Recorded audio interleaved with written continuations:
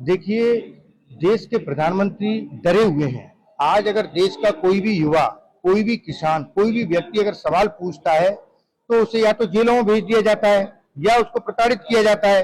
हम देख रहे हैं कि 2014 के बाद कैसे सरकारी संस्थाओं का दुरुपयोग करके विपक्ष के लोगों को, देश की जनता को डराने का काम किया है। वही काम हमने किया था जब दिल्ली के अंदर एआई समिट आयोजित किया जा रहा था, तो हमने सिर्फ प्रधानमंत्री जी से ये सवाल पूछा था कि आपने इस देश के किसानों के और युवाओं के हितों को गिरवी रख करके अमेरिका के साथ जो ट्रेड डील की है वो क्यों की है? आखिर आपने इस देश को बेचने का काम क्यों किया है? हमारे किसान जो जिनकी बराबरी हम अमेरिका के किसानों की बराबरी नहीं कर सकते हैं, तो उसके लिए आपने ये ट्रेड डील क्यों की? क्यों इस देश के दूसरे विपक्ष के नेताओं के साथ कोई डिस्कशन नहीं किया गया? देश की जनता से नहीं पूछा गया? जब हमने इस पर सवाल उठाए तो हमें पकड़ करके जेल में भेजा गया, प्रताड़ित किया गया। हम टोटल 14 लोग थे जिन्होंने केवल एआई समिट के अंदर पीएम इज कंप्रोमाइज के नारे लगाए थे, जिनको पकड़ करके तिहाड़ जेल भेजा गया। पहले पीसी पे भेजा गया, फिर तिहाड़ जेल में भेजा गया। कोई 15 दिन रहा, कोई 16 दिन रहा। ये जो अमित शाह जी देश के गृह मंत्री हैं, उन्होंने इसे अपनी प्रेस्टीज पॉइंट बनाया। लेकिन मैं बताना चाहता हूं कि ये राहुल गांधी जी के बब्बर शेर है जो देश के युवाओं की, किसानों की आवाज बनते रहेंगे।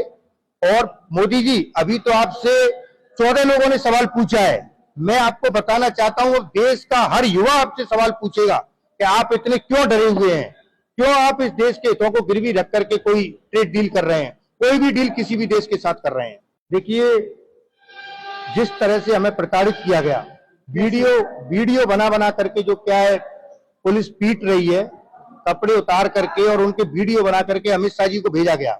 मैं आपको बताना चाहता हूं, जो अधिकारी इस तरह का काम कर रहे थे वो खुद अपने आप को अपमानित महसूस कर रहे थे। वो ये कह रहे थे कि हमसे ऐसा काम करवाया जा रहा है जो हम नहीं करना चाहते। लेकिन एचएम साहब चाहते हैं कि वो हम पर देशद्रोह का मुकदमा दर्ज करना चाहते थे। लेकिन इस देश में अदालतें हैं, अदालत ने फैसला दिया कि प्रधानमंत्री से सवाल पूछना कोई देशद्रोह नहीं हो सकता। कहीं पर भी, किसी भी जगह पर प्रधानमंत्री से, सरकार से सवाल पूछा जा सकता है। तब जाकर के हमको बेल भी दी गई और बाइज्जत बरी किया गया। वकीलों ने, हमारी पार्टी के वकील है, लीगल सेल है, हमारा केस लड़ा, सबके सामने है। सत्य की जीत होती है, सत्य की जीत हुई। मोदी जी को भी इसका जवाब देना पड़ेगा कि आखिर क्यों आप इस देश के युवाओं को इतना प्रताड़ित करना चाहते हैं, सवाल नहीं पूछने देना चाहते हैं। 2014 से पहले भी सरकारें हुआ करती थी, प्रधानमंत्रियों के सामने जाकर के जो क्या है सवाल पूछे जाते थे। चाहे किसी भी प्रकार की समिट हो, लोकतंत्र में सवाल पूछना एक अधिकार है। पूरे वर्ल्ड के अंदर कहीं पर भी, कोई भी वैश्विक स्तर पर समिट होती है, उसमें देश के लोग सवाल पूछते हैं। तो ये कौन सी नई समिट थी जिसमें आप चाइना के रोबोट को लाकर के अपने देश का रोबोट बताते हैं? उस गलगोटिया यूनिवर्सिटी पे आपको कार्रवाई करनी चाहिए थी, उसकी मान्यता को रद्द करना चाहिए था। वो न करके आपने इस देश के उन युवाओं को गिरफ्तार करने का काम किया, उनको टॉर्चर करने का काम किया, उनको प्रताड़ित करने का काम किया, उनको एनकाउंटर तक करने की धमकी दी गई, जिन्होंने इस देश के युवाओं और किसानों की आवाज को उठाया। नहीं, बिल्कुल देखिए, हम राहुल जी के बब्बर शेर हैं।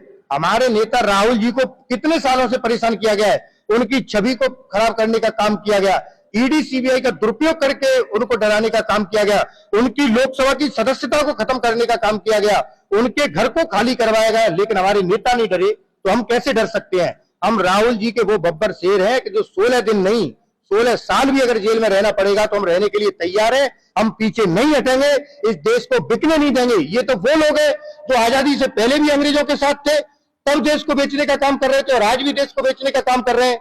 लेकिन ये देश को बनाने में देश के युवाओं की, सभी की जो मेहनत है, उसको हम खराब नहीं जाने देंगे। उसके लिए लड़ाई लड़ते रहेंगे।